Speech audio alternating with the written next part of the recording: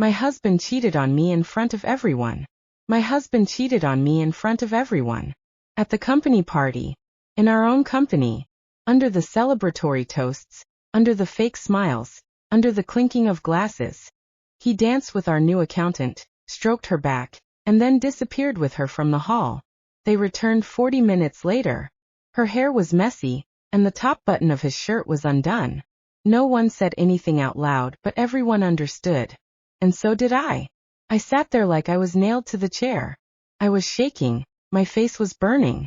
I don't even remember how I got home. The only thing echoing in my head was, he betrayed me. In front of everyone. As if I were nothing. As if I didn't exist. As if I were nobody. That night I couldn't sleep. He came home in the morning, as if nothing had happened. Didn't even apologize. Just collapsed onto the bed and started snoring. And I sat silently in the kitchen, smoking one cigarette after another. Me who had always been against smoking, thinking about how I could get revenge. 2 days later, I did something I still can't forgive myself for. I got revenge. In my own feminine way. Foolishly, insanely, destructively. Near a store, I often saw a man in rags with a gray beard, eyes full of deep fatigue and something human. I don't know what came over me. I approached him, offered him food. He thanked me, we talked a little. I invited him to wash up at my place. Not with any hidden meaning, no plan, just as if I wanted to do something that felt meaningful. And then, something happened that still doesn't make sense. Maybe guilt, maybe despair, maybe alcohol, but we ended up in bed. I cried afterward. And he just left. Without a word. I didn't even know his name.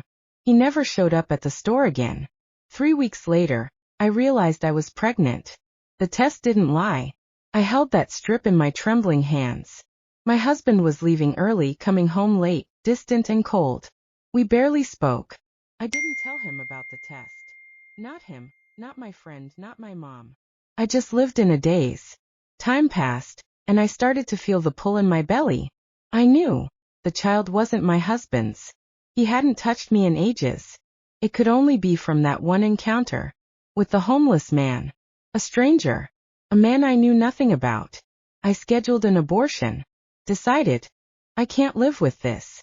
I can't give birth to a homeless man's child. This is the end. I came to the clinic. Just a regular reception, regular paperwork. I was ready to sign everything when suddenly. You need to have an ultrasound before the procedure, the nurse said. I went into the room, lay on the table, and the doctor, an older man with kind eyes, began the scan.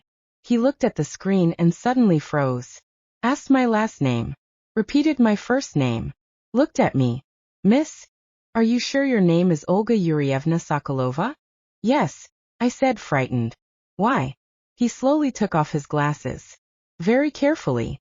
Wait a minute, he said and walked out. I lay there, not understanding what was happening. A few minutes later he returned. And with him came that very man. The same one I had that night with. But he wasn't in rags now. He was clean-shaved, nicely dressed. But I recognized him instantly. Is it you? I whispered. He looked into my eyes and nodded. Forgive me for disappearing. I was in a rehab program, and that night was my relapse. I ended up back on the street, but then I came back. I work here now as an orderly, helping others. And, when I saw your name on the patient list, I couldn't believe it. I was silent. My head was spinning. I don't know how to go on, I whispered. I'm pregnant. With your child. I came here to... He didn't let me finish. Just stepped forward and took my hand. If you give me a chance, I'll do everything to make you both happy. I've already lost everything once. But maybe now, God has given me another chance. I looked at him, and for the first time in many months, I felt something calm inside me. I don't know what the future holds. But I walked out of that clinic with shaking knees, and a different decision. I won't have the abortion. I'll keep this child.